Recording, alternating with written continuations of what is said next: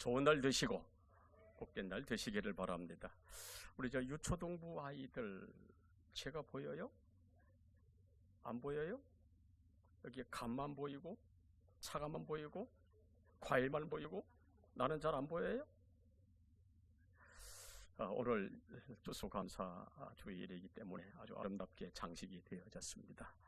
이 장식된 것을 보는 것보다도 저를 바라보고 은혜 받으시고 말씀 듣고 은혜 받으시고 오늘 예배 마치고 돌아 아이고 장식 잘 됐다 그렇게 얘기하는 것보다도 아이고 오늘 말씀에 은혜 받았다 그렇게 얘기가 되어야 되지 않겠어요? 오늘도 풍성하신 하나님의 은혜 속에 말씀에 은혜 받고 풍성한 은혜 속에 잠겨 돌아가는 귀한 시간 되시기를 바랍니다. 우리 교회가 추수감사주, 우리 한국교회가 다 지금 추수감사주를 오늘 보내고 있어요. 이 추수감사의 감사가 우리 가정에 넘쳤으면 좋겠고요. 우리 자녀들에게 넘쳤으면 좋겠고요. 오늘 이 시간 여기 오신 모든 분들에게 넘치시기를 주의 이름으로 축원합니다. 이 추수감사절의 그 시작을 보면은 출애굽 과정에 하나님이 모세에게 명령을 하셨습니다. 6월절을 지켜라, 맥주절을 지켜라, 그리고 수장절을 지켜라 라고 하는 이 절기 명령으로 이스라엘 백성들에게 절대적인 규례가 되어 있습니다. 특별히 출애굽기 23장 16절에 수장절을 지켜라. 내가 수고하여 밭에서 거두어 저장함이니라. 이 말씀을 중심으로 해서 그 프리탄들이, 다시 말하면 청교도들이 영국에서 미국으로 건너가 첫 수확을 거둔 후에 추수감사 예배를 드렸던 아주 놀라운 역사가 있습니다. 이것이 추수감사의 시작이지요. 이 추수감사절의 목적은 한 해 동안 이른 비 주시고 늦은 비 주시고 하나님의 은혜로 말미암아 곡식을 수확하게 된 것을 감사하는 그런 절기였다라고 한다면, 오늘 우리는 이 한 해 동안 개인적으로, 가정적으로 얼마나 많은 힘든 일이 많았어요. 우리 아이들은 잘 모를 거예요, 그죠? 그런 어른들은 살아오면서 삶의 현장에서 겪는 크고 작은 일들, 가정적인 일들, 자녀적인 일들, 먹고 사는 일들 얼마나 고생이 많았었어요. 하지만 여기까지 지나온 것이 은혜인 줄로 믿고, 지금까지 지내온 것이 하나님의 축복인 줄로 믿고 감사하시기를 바랍니다. 그렇다면 올 한 해 여기까지 걸어오면서 하나님이 주신 은혜에 대한 감사 조건을 우리가 찾는다고 한다면 뭐 어떤 것이 있을까? 우리 각자 한번 다른 데로 생각해 봤으면 좋겠어요. 어떤 것이 감사의 조건일까? 내 생각에는 첫째, 건강이 감사의 조건이었으면 좋겠다. 여기까지 오면서 수많은 사람들이 살아가는 가운데 건강할 수 있어서 오늘 이 시간 여기까지 오게 하신 것은 하나님의 은혜인 줄로 믿습니다. 그래서 건강한 여러분의 가정에 늘 기쁨이 충만하시길 바랍니다. 그래서 어떤 사람은 그래 건강이 최고야, 뭐니 해도 건강이 최고야, 아마 그럴 거예요. 두 번째 보면 우리 가정 여러 가지 크고 작은 일들이 있을지라도 하나님이 우리 가정 지켜주셨기에, 우리 자녀 지켜주셨기에 그러므로 우리 행복한 것 아니겠느냐. 아마 이런 모습들이 아마 우리의 감사의 조건이 아닌가 이렇게 또 생각을 해보고요. 또 한번 우리 가정 하나님이 지켜주셨듯이 우리 가정에서는 사업도 지켜주시고 직장도 지켜주시고 돈 벌게 해주신가. 여러분 이것도 감사의 조건 아니겠어요? 요즘 뭐 물가가 뭐 치솟아 가지고 요즘 10,000원 가지고 식당 가면 뭐 제대로 밥을 사 먹지도 모를 정도로 그렇게 가격이 오른 이때에도 그래도 먹고 마실 수 있도록 하나님이 사업에도 축복하시고 직장에도 은혜 주시고 돈 벌게 만들어 주셨으니 여러분 이것도 감사의 조건 아니겠어요? 또 하나 더 한다면 우리 평안거해 평안하게 주시니 감사하고, 오늘 이 시간도 이 시간이 우리 모두가 예배드리는 오늘 이 자리가 우리 모두에게 복된 자리인 줄로 믿습니다. 유대인들의 인생 독본에 보면은, 그 탈무드에 보면은 세상에서 가장 행복한 사람이 누구냐? 어떤 사람이 가장 행복한 사람이냐? 바로 감사하는 사람이다. 그렇게 했어요. 사람은 행복해서 감사하는 게 아니고 감사하기 때문에 행복하다는 거예요. 오늘 이 시간 여기 오신 모든 분들이요, 우리 감사하기 때문에 행복하시기를 축원합니다. 우리가 생각하기를 모든 것을 누리면 평안하고 기쁘고 행복할 것 같고 모든 것을 이렇게 가지지 못하면 불안하고 슬프고 불행할 것처럼 이렇게 생각하기 쉽습니다만은, 그러나 사실 우리가 가진 것이 없다 해도 비록 적지만 가진 것에 대해서 감사하면 그 감사가 우리 모두의 행복이 되는 줄로 믿습니다. 어떻게 내가 모든 사람들이 다 가지고 있는 걸 내가 다 가질 수가 있겠어요? 내게 없는 것, 다른 사람에게 있는 것이라지라 내게 없다 하지라도 그러나 적은 것 가진 것에 대한 감사, 이것이 우리의 행복이 됐으면 좋겠습니다. 아무리 많은 것을 가져도 감사할 줄 모르고 내게 없는 것을 생각하며 원망불평하는 사람들은 많이 가졌어도 여러분, 이 사람은 행복한 사람이 아니에요. 불행한 사람이에요. 언제가 세계 54개국 국민들을 대상으로 행복 지수를 조사한 적이 있어요. 어느 나라가 가장 행복한 나라일까? 근데 그 결과 발표를 보고 모든 사람들이, 많은 사람이 깜짝 놀랐어요. 아니, 이 세상에 이럴 수가 있을까? 우리는 생각하기를 이 세상에서 가장 행복한 나라는 국민소득이 가장 높은 미국이나 아니면 일본이나 그런 사람이, 그런 나라 사람이 행복하지 않을까라고 생각을 했고, 또 복지제도가 가장 잘된 스위스, 덴마크, 노르웨이 사람들이 가장 행복하지 않겠느냐라고 했는데 그게 아니었습니다. 가장 행복 지수가 높은 나라는 이 지구상에서 제일 가난한 나라, 방글라데시. 그 나라가 가장 행복한 나라였어요. 이 나라 보십시오. 기차에 수십 명이 타가지고 저 나라가 가장 행복하다는 거예요. 우리나라 보면 60년대, 70년대의 모습 우리 보는 것 같죠? 저렇게 늘 우기가 되면 비에 잠겨가지고 사는지 죽는지도 모를 정도 살아가는 저 나라 방글라데시가 제일 행복한 행복지수가 높았어요. 2위가 아제르바이잔, 3위가 나이지리아라고 되어져 있습니다. 방글라데시는 여러분 1인당 국민 소득이 250달러밖에 가장 가난한 나라예요. 인구 밀도는 세계 1위, 문맹률은 90%가 넘어요. 해마다 아까도 봤죠? 홍수가 나가지고 국토의 80% 이상이 물에 잠기고 있는 고통의 나라. 천연자원도 교육시설도 의료시설도 열악하지만 이 사람이 행복했어요. 뭡니까? 행복은 소유에 비례하는 것이 아니라 마음에 비례하고 있더라. 감사에 비례하고 있더라. 그 나타나 있어요. 이렇게 감사는 단순히 사람의 마음만 행복하게 해줄 뿐만 아니라 우리 육신의 건강도 하나님 이 감사가 건강하게 만들어진다는 조사 결과가 나왔어요. 여러분 이 대학 한번 보시겠어요? 저기 미국이 아주 유명한 듀크 대학입니다. 아주 멋있고 아주 유명한 듀크 대학. 이 대학병원에서 그 조사 실험한 것이 두 가지가 있습니다.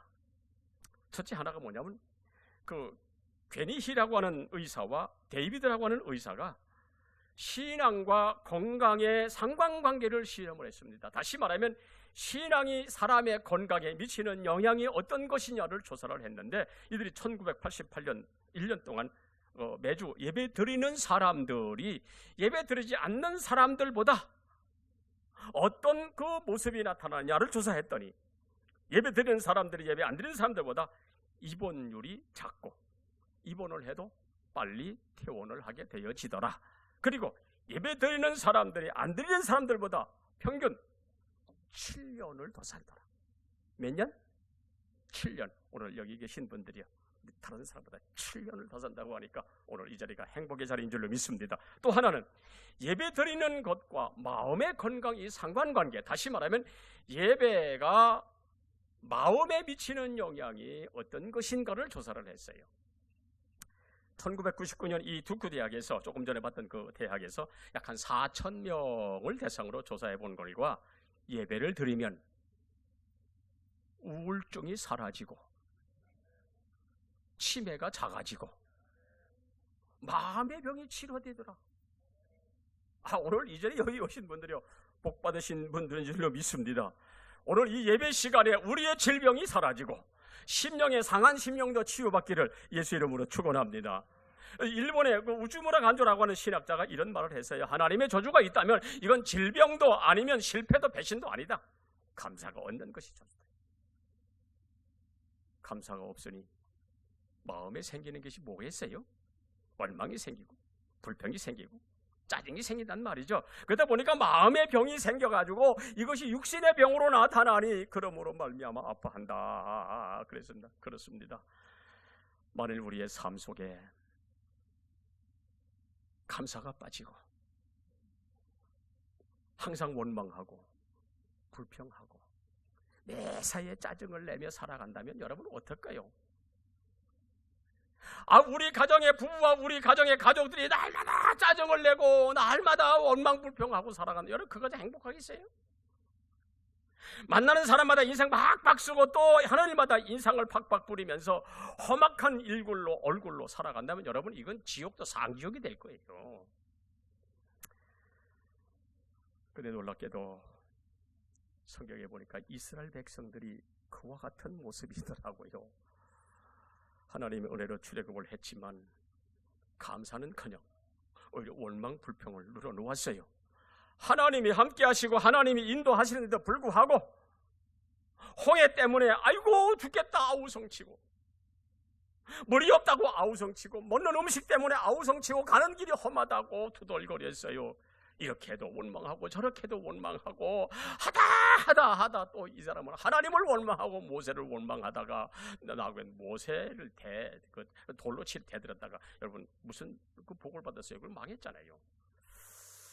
여러분이요, 좋을 때, 편할 때, 이루었을 때, 올라갔을 때, 또는 합격했을 때, 또는 건강 찾았을 때, 성공했을 때 감사하지 않을 사람이 어디 있어요?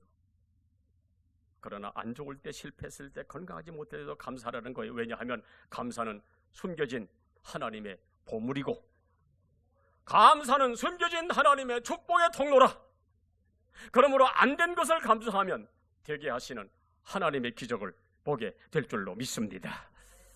오늘 본문에 이스라엘 백성들이 출애굽을 하는 과정을 오늘 본문을 거론을 하면서 매 순간마다 은혜라. 오늘 여러분 이 시편 136편 1절로부터 26절까지 특별히 1절부터 25절까지 매 절마다 하나님께 감사하라 그 인자하심이 영원하미로다.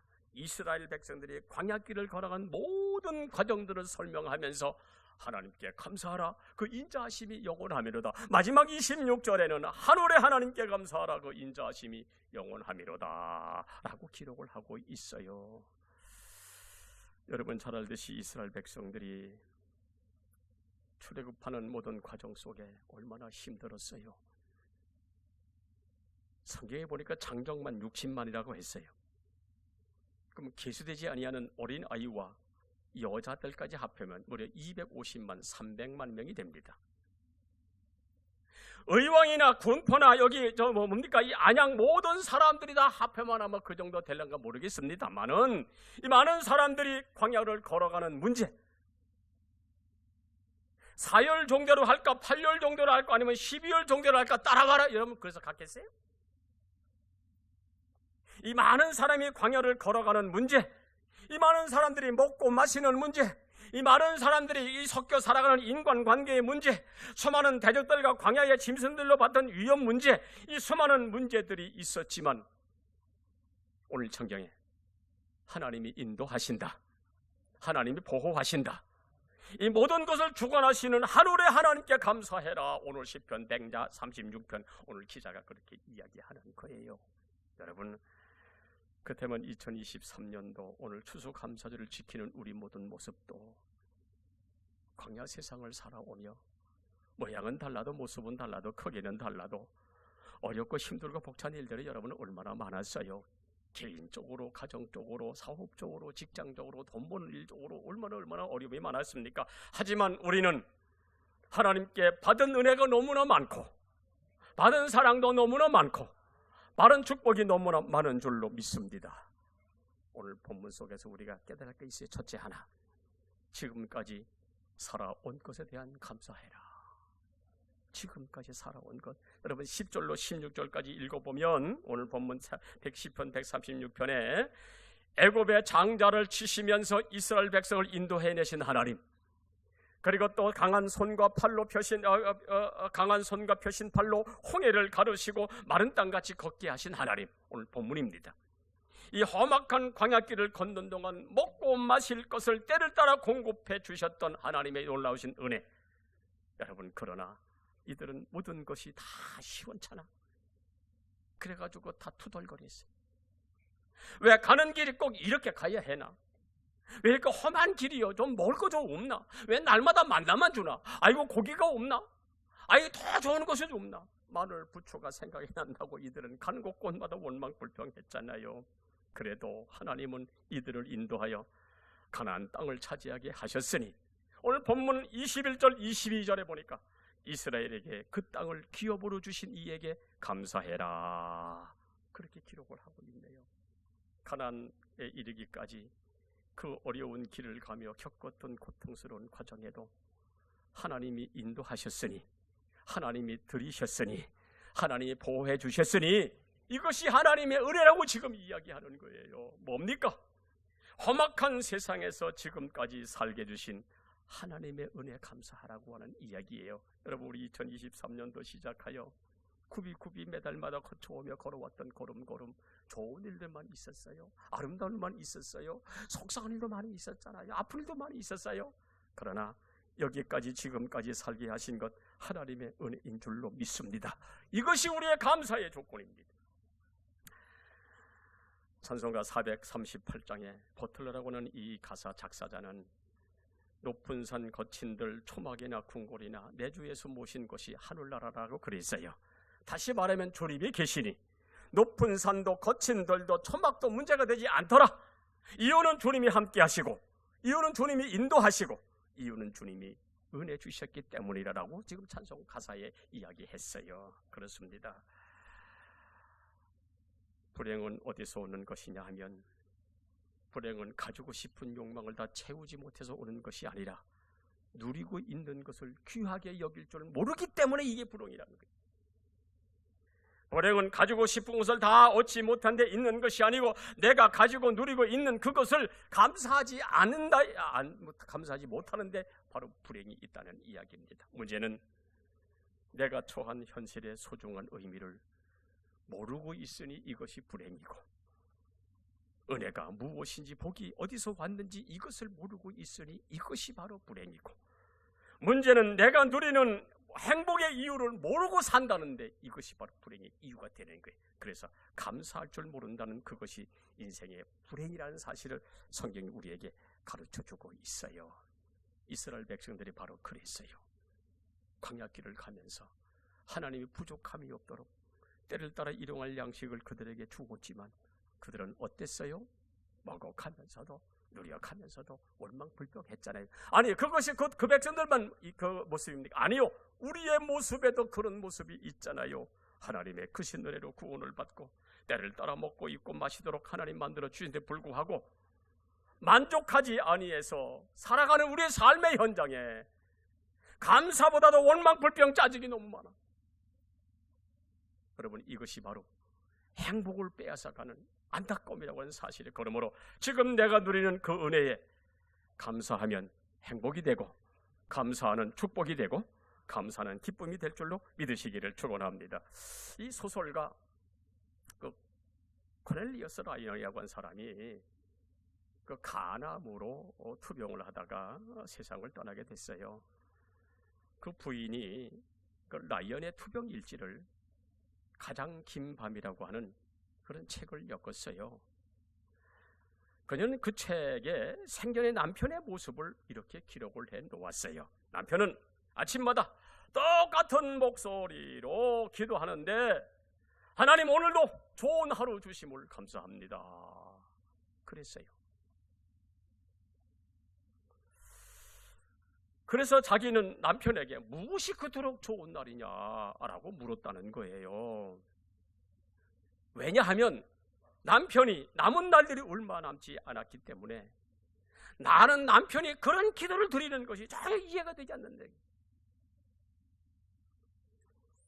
그래서 남편에게 어찌하여 맨날 그런 기도를 드리냐라고 했더니 남편이 하는 말이, 나는 매일 새날을 맞이할 때마다 감사하는 이유가 있습니다 라고 하면서 이런 이야기를 하는 거예요. 첫째, 사랑하는 당신을 다시 볼 수 있어서 그게 감사이고, 여러분 부부가 함께 살아갑니다. 살아있어 행복하시기를 바랍니다.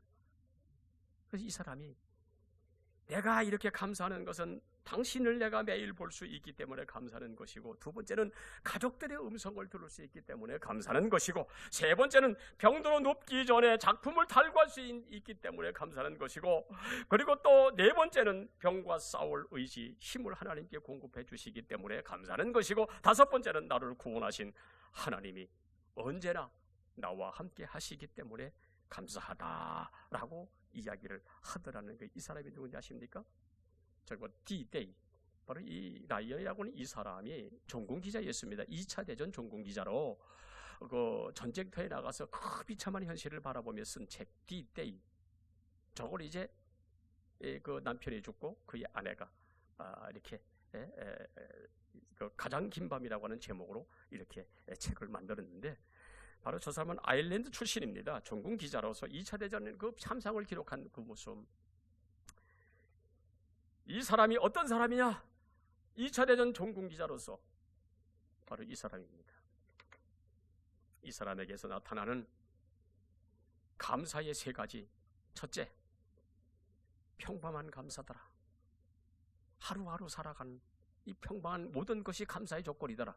내가 당신의 얼굴을 볼 수 있고 내가 가족들의 음성을 들을 수 있던 이 모습이 감사의 조건이 아니냐. 두 번째로, 자신의 처한 모든 환경들이, 비록 내가 지금 몸이 아파 지금 죽어가고 있지만 이에게 주신 모든 환경이 감사의 이유더라. 세 번째, 신앙의 가치를 알았기 때문에 감사하다라고 하는 이야기 하더라는 겁니다. 그렇습니다. 여러분들이요, 평안할 때는 어느 누구나 참 신앙인처럼 보여지게 되어져 있습니다. 하지만 인생의 위기를 만나면 신앙의 진위가 가려지는 일들이 얼마나 많이 있는지 몰라요. 암으로 죽어가면서도 여유를 찾고 감사할 수 있는 이유는 지금 이 순간 살아있어 감사하고, 구원해 주심에 감사하고, 가족들과 함께 사는 것에 대한 감사. 얼마나 감동적입니까? 그렇습니다. 우리는 살아있어 감사하고, 건강해서 감사하고, 여기 있어 감사하고, 먹고 마시고 살아온 순간순간이 하나님의 은혜라. 이것이 우리의 감사가 되어야 될 줄로 믿습니다. 우리의 남은 날들도 내 손 잡아주시는 하나님의 은혜에 감사하는 저와 여러분의 삶이 되어지기를 주 이름으로 축원합니다. 두 번째로, 일용할 양식에 대한 감사입니다.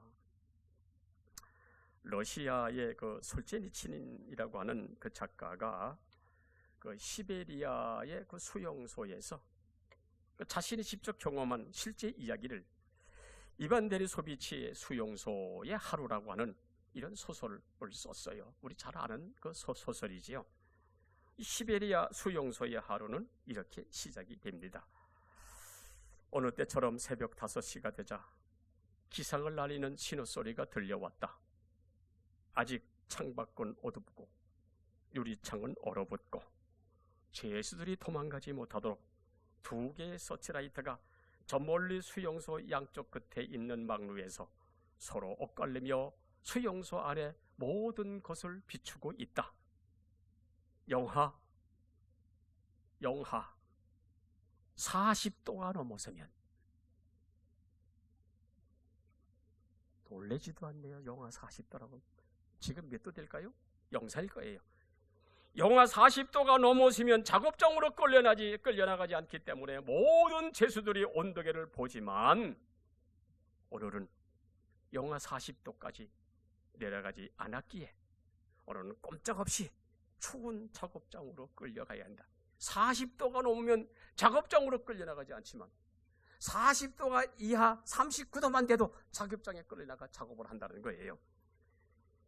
이 수용소 생활에서 잠자는 시간을 제외하고는 아침 식사 시간 10분, 점심 식사 시간 5분, 저녁 식사 시간 5분, 5분씩 준다는 거예요.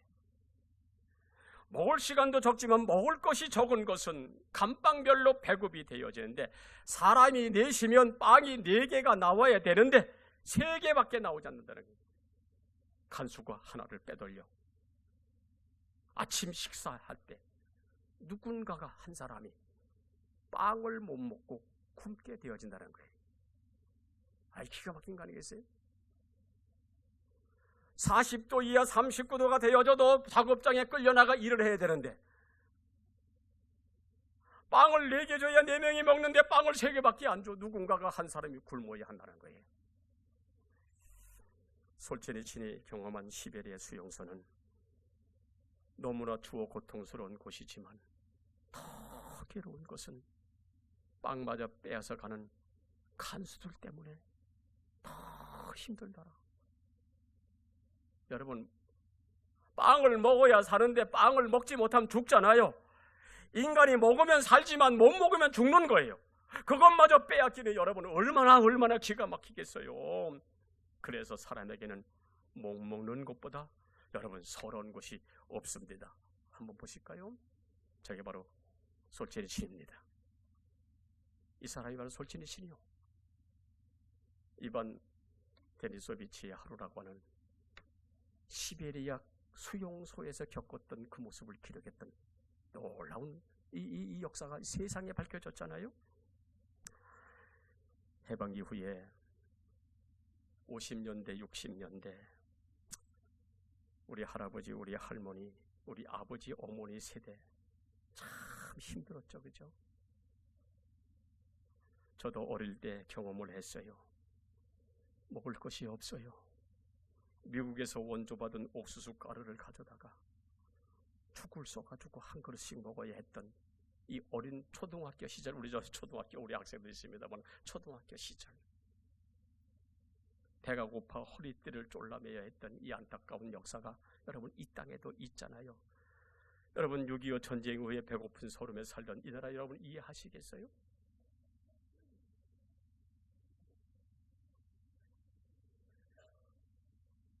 (6.25) 전쟁이 일어났어요. 피난길에 어린아이 누구나 할 것 없이 이동해야 되는 안타까운 피난의 역사. 해방 이후에 먹을 것이 없어 먹을 것을 찾아다녀야 했던 이 어린 아이들, 부모 잃고 살 길이 없어 외국으로 무조건 이방되어 나가야 했던 이 안타까운 이 우리 한국의 역사, 우리 유초등부 아이들과 같은 어린 아이들의 모습들, 먹을 것이 없어 버려진 음식조차라도 주워 먹어야 했던 이 나라의 역사, 6.25 사변. 오늘 우리 이 자리에 우리 박치정 집사님 93세 어르신입니다. 6.25 참전용사 어디 계세요? 우리 저쪽에 우리 박치정 집사님, 우리 박수 한번 드리겠습니다. 우리 바로 옆에 계신 분입니다. 지금 금년에 93세인데 참전용사로 6.25 참전용사. 여러분 그때 얼마나 먹을 것이 힘들었어요? 얼마나 사는 것이 힘들었어요? 그러나 지금은 너무 잘 먹고 살이 쪄서 이젠 살 빼려고 난리네. 너무 잘 먹고 고혈압, 당뇨 고생이어도 여러분 그래도 사람들이 먹고 있잖아요. 이렇게 먹을 것을 주신 하나님께 감사해 보신 적이 있어요? 지금 여기 우크라이나와 러시아의 전쟁 속에 수많은 어린아이들, 수많은 여인들 여러분 지금 어떻게 지내고 있어요? 이스라엘과 팔레스타인 전쟁 여러분 지금 보고 있지요? 남의 나라? 아니, 물 건너 여러분 강 건너 불보듯 보는 것이 아니, 이 나라에도 그런 아픔의 역사가 있었단 말이에요. 먹을 것이 없어가지고 굶어 살아야 했다는 이 안타까운 역사. 그러나 지금은 먹을 것이 풍족해. 그러므로 여러분이 우리의 삶의 현장에서 주신 은혜 감사하고 먹을 것 있어 감사하고 오늘 본문 25절에 이렇게 기록을 합니다. 모든 육체에게 먹을 것은 주신 이에게 감사해라. 뭡니까? 지금까지 지나온 길목에서 때를 따라 먹을 것을 주셔서 내 육신이 건강할 수 있었던 모든 것은 하나님의 은혜이고 하나님의 축복인 줄로 믿습니다. 내게 주신 모든 것을 가지고 내 가정, 내 자녀가 지금까지 살게 하시오. 2023년도 여기에까지 굶지 않고 살아왔으니 여러분 이것은 감사의 조건이요 축복의 이유인 줄로 믿습니다. 어떤 사람 감사할 줄 모르는 원인을 이렇게 이야기를 합니다. 내가 얼마나 많은 은혜를 받고 살아가고 있는지를 모른다는 것이고 받은 바 은혜를 헤아릴 수 없지만은 그 은혜를 다 잊어버렸다는, 그래서 감사가 없다는 거예요.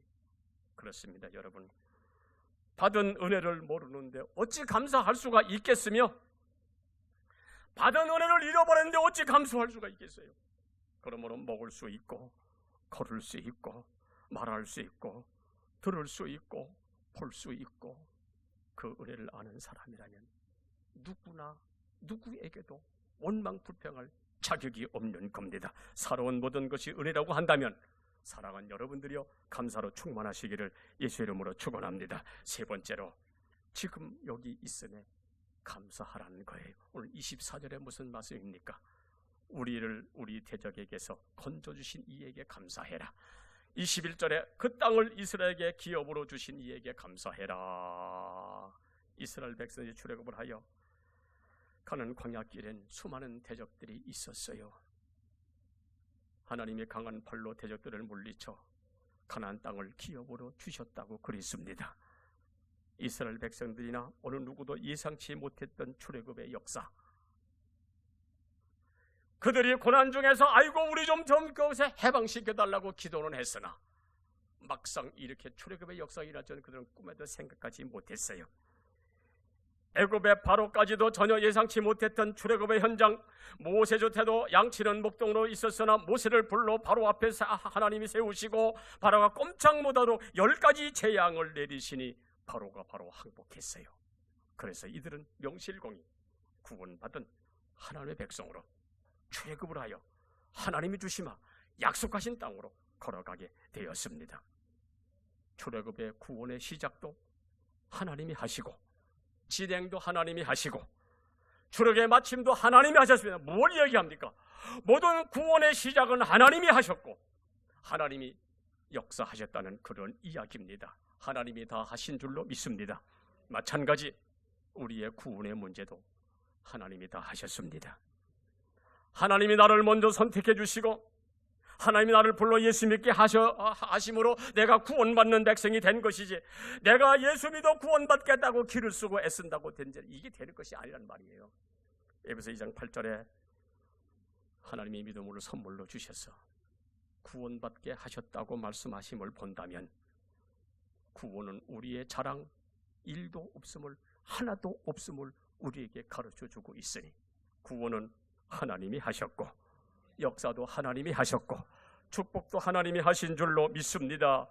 그러면서 하나님인 구원받은 하나님의 백성들을 하나님 백성으로 만드시기 위하여 고난도 험한 길도 사용하시면서 이스라엘 백성들 광야 골짜기에 집어였습니다. 여러분 보십시오. 출애굽한 이스라엘 백성이 아무 일도 없이 바로 가나안 땅에 들어갔다면 여러분 가나안 땅이 가나안 땅 됐겠어요? 이 백성들의 광야 40년 동안 애굽의 모든 풍습과 모든 습관들 다 내려놓고 가나안 땅에 들어가니 가나안 땅이 되어졌더라 얘기 아니겠습니까? 그렇습니다. 때로는 내가 이해하지 못하는 고난과 고통이 어찌할 줄 모르지만 그 훈련이 고난이어도 하나님의 백성 만들기 위한 하나님의 손길이었다는 사실, 이스라엘 백성의 광야길을 가면서 때로는 이런 환경, 때로는 저런 환경, 때로는 이런 불평, 저런 불평이 있다 할지라도 하나님은 그 고난의 과정을 통과하여 이스라엘 백성을 이스라엘 백성 되게 하셨던 놀라운 역사가 기록되었다고 한다면 모든 것들은 하나님 백성 만들기 위한 하나님의 손길이었더라. 다른 말로 말하면 하나님 백성 되게 하기 위한 하나님의 프로그램이었다라고는 이야기입니다. 저절로 성도되는 것이 아니라 저절로 하나님의 축복의 주인공이 되는 것이 아니라는 이야기입니다. 하나님의 프로그램 속에서 연단받고 단련받아 하나님의 복의 주인공이 되어진다는 그런 이야기입니다. 이 얘기 하나 하겠습니다. 미라클이라고 하는 54만의 유튜브 채널을 가지고 있는 박위라고 하는 사람이 있습니다. 원래 이 사람은 모태신앙입니다. 근데 이 사람이 외국계 패션 회사에 다니면서 너무너무 잘 나간 거예요. 너무 잘 나간 게 문제예요. 이 사람이 이 외국계 패션 회사에 다니면서 너무너무 잘 나가다 보니까 매일 저녁마다 클럽에 가. 꼭지가 덜도록 술을 마셔. 밤늦게까지 술을 마시면서도 모태신앙이니까 주일 아침이면 교회 나가서 하나님, 나는요 술과 쾌락 나 포기할 수 없어요. 그냥 이렇게 회색 크리스천으로 살다가 죽을 때가 다 돼가서 나 회개하거나 천국 가겠습니다. 아니, 강심장도 이런 감심장이 어디 계세요? 자기 죽을 줄 모르고 지금. 나는 이 술과 쾌락을 포기할 수 없어. 그냥 세상 가는 이렇게 살고 저렇게 살다가 마지막에 가서 나 회개하거나 천국 가겠습니다. 이렇게 기도하는 거 이게. 아니야 다를까 어느 날 술에 잔뜩 취해 돌아다니다가 건물 꼭대기에서 떨어져 낙상 사고가 일어났어요. 그때 나이가 27살. 경추골절로 인해서 척추신경 손상으로 전신마비가 되어졌어요. 두 다리도 움직일 수가 없어. 손가락조차도 움직일 수가 없어. 아무것도 움직이는 전신마비가 온 거예요. 이 사람이 교회 나가서 기도할 정도면 하나님, 내가 이 쾌락을 내가 잊을 수가 없어. 내가 이 세상을 이렇게 살다가 저렇게 살다가 내가 죽기 직전에 내가 회개하겠습니다 라고 기도할 정도면, 여러분 하나님 살아계심을 아는 사람 아니겠어요? 듣기도 못해 신앙이니까. 그 하나님을 무시하니 하나님의 프로그램에 하나님이 이 사람을 갖다 집어였어요. 그게 전신마비예요. 오늘 이 자리에 계신 분들이요, 예수 잘 믿으시기를 주의 이름으로 축원합니다. 여러분, 그 어머니가 무슨 죄가 있겠어요? 27살 멀쩡하던 아들이, 건장하던 아들이 전신마비가 되어졌으니 여러분 기절초풍 한 번만 했겠어요? 넘어지고 기가 막힌 거예요. 이 자식을 어떻게 길렀는데, 이 자식을 27년 동안 얼마나 보살폈는데 이 자식이 전신마비가 되어 누워있으니 어머니인들 여러분, 그 억장이 안 무너지겠습니까? 이 어머니가 정신을 차린 후에, 하나님, 제 아이를 제자리로 돌아올 수만 있다면 내가 내 생명을 내가 내놓겠습니다. 안 그렇겠습니까? 밤낮 불쌍히 여겨달라고 부르짖었습니다. 그럴 테지요. 어느 부모 치고. 여러분, 그러지 않을 부모가 어디 있겠어요? 27살이라 그랬어요. 이렇게 부르짖는 어머니의 간절한 기도에 하나님이 감동을 받으셨는지, 움직일 수 없을 것이라는 의사의 말과는 달리 어느 날 손가락이 움직이게 되어지고 발가락이 움직이게 되어지고, 그것이 움직여지더만 이제는 몸이 조금씩 움직여지고 상체가 움직이고 수개월이 지난 후에는 휠체어 타고 다닐 정도로 이 사람이 회복이 되어졌어요. 이후에 이 사람은 기적을 전하는 자로 변했어요. 하나님의 프로그램 속에 들어가 고난받고 연단받고 난 뒤에 이 사람이 변했어요. 자신의 이름이 박위라 그랬습니다. 이 박위와 기적이라고 하는 영어 단어 미라클, 이게 둘의 합성을 해가지고 이 사람 이름을 위라클, 자기 이름을 위라클이라고 부르면서 그의 책에 이렇게 기록을 해놓고 있습니다. 저는 다치기 전에 걷고 뛰고 내 손으로 밥을 먹고 스스로 대소변을 보는 것에 대해 한 번도 감사해 본 적이 없습니다. 근데 전신마비 장애인이 되어지자 비로소 과거에 너무 당연하다고 생각했던 일상들이 결코 당연한 것이 아니고 모든 것이 기적이고 모든 것이 축복임을 뒤늦게야 깨달았습니다. 나는 모든 것을 잃고 난 다음에 이제야 일상이 기적임을 깨달았습니다. 그러므로 이제 나는 현재 살아있어 하나님께 감사할 수밖에 없습니다. 이것이 나의 행복입니다. 지나고 보니 고난은 주님과 가까이 갈 수 있는 하나님의 프로그램인 것을 뒤늦게야 알았습니다. 저는 이제 휠체어가 없이는 단 하루도 살아갈 수 없지만 전신마비 모습이라도 지금 살아있어 감사하고, 내 살아가는 삶의 모습이 소소한 모습이라 할지라도 나는 여기서 행복을 느낍니다. 그래서 저한테 이제 세상의 모든 것들이 더 이상 당연한 일상이 아닙니다. 저는 불완전한 삶에 삶 속에서 행복과 가치를 깨달으며 오늘도 기적을 경험을 합니다 라고 하면서 이 사람이 마지막으로 하는 말이 있어요. 모든 사람에게 부탁하고 싶습니다. 모든 사람에게 부탁하고 싶습니다. 숨 쉬고 살아가는 오늘이란 일상의 기적에 감사하시기를 바랍니다. 이 사람의 이야기, 이게 누군지 아세요? 기억 상어, 여러분 드라마 보셨죠? 그 감독 박찬홍 감독이에요. 저 사람은 박찬홍 감독이고, 저 감독의 아들 미라클 박위라고 하는 사람 잘생겼지요?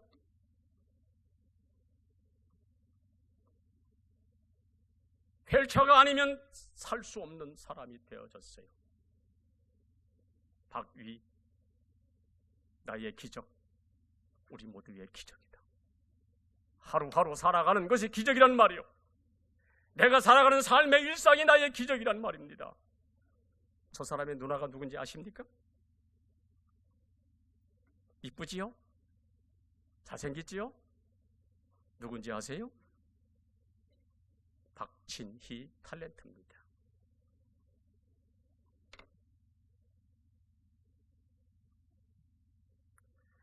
우리의 신앙생활 속에 우리 한 가지 기억해야 할 것이 있다면, 저와 여러분은 날마다 순간마다 하나님의 프로그램 안에 사는 줄로 믿습니다.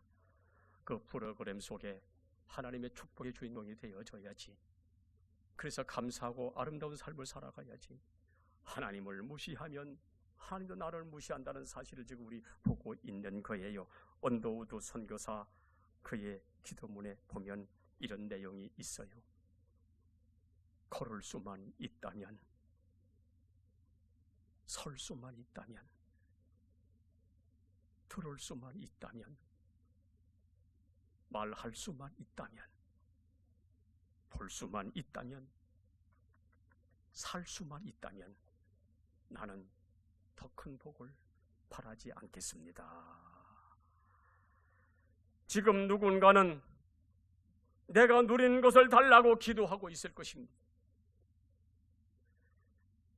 하지만 누군가 간절히 바라는 소원들을 나는 지금 이 땅에서 지금 누리고 살고 있습니다. 그러기에 나는 부자가 아니어도 좋습니다. 오늘 주어진 제 삶에 감사하며 살아가겠습니다. 바로 이 사람입니다. 이 땅에 복음을 심어놓은 언더우드, 주님, 메마르고 가난한 이곳 조선 땅, 나무 한 그릇 시원하게 자라지 못하고 있는 이 땅에 저희들을 심으셨습니다. 지금 저 양화진에 저분의 묘소가 있어요. 이 땅에 복음을 들고 들어와 수많은 사람에게 복음을 전했던 언더우드, 한국인보다 한국을 더 사랑했던 선교사 언더우드. 내가 걸을 수만 있다면, 내가 설 수만 있다면, 내가 들을 수만 있다면, 내가 말할 수만 있다면, 내가 사물을 볼 수만 있다면, 내가 살 수만 있다면, 여러분 지금도 이 생명의 경각에서 왔다 갔다 하는 수많은 사람들이 얼마나 많은지 몰라요. 내가 살 수만 있다면 나는 더 큰 복을 바라지 않겠습니다라고 했던 이 언더우드 목사님의 이 기도문 그렇습니다. 우리가 지나온 1년 어렵고 힘들었다 할지라도 위에 모든 것을 다 가지고 있었다면 우리는 불평할 권리 하나도 없습니다. 감사로 충만하시기를 주의 이름으로 축원합니다. 우리의 감사가 우리의 삶을 평강으로 인도하기 때문에, 감사하는 성도들이여 우리의 모든 삶의 현장에 하나님의 주시는 축복을 볼 수 있는 우리 믿음의 부자들 되시기를 주의 이름으로 축원합니다.